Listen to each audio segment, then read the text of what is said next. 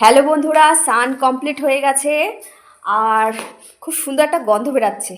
চলো দেখি মা আজকে কি যেন বানাচ্ছে, একটা দারুণ গন্ধ বেরোচ্ছে। চলো তোমাদের দেখাই, আমিও দেখিনি তোমাদের। এই দেখো চলে এসছি, গন্ধটা হেভি বেরোচ্ছে। ও ফুলকো ফুলকো বেগুনি, এই দেখো বেগুনির সাইজগুলো কি, পুরো একদম অনুষ্ঠান বাড়ির।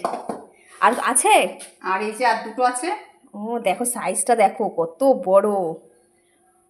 ব্যাটারটা তো মানে অনেকটা হয়ে গেল না? হ্যাঁ হ্যাঁ, এটা রেখে দিতে হবে ফ্রিজে। অসুবিধা নেই, পরে খাওয়া যাবে। তেলটাও কমে এসছে।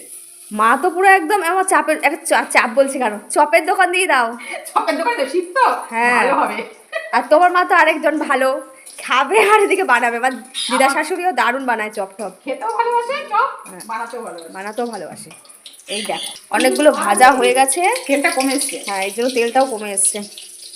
এই শীতে গরম গরম বেগুনি, আহা হা। মুড়ি হলে হ্যাঁ সন্ধেবেলা মুড়ি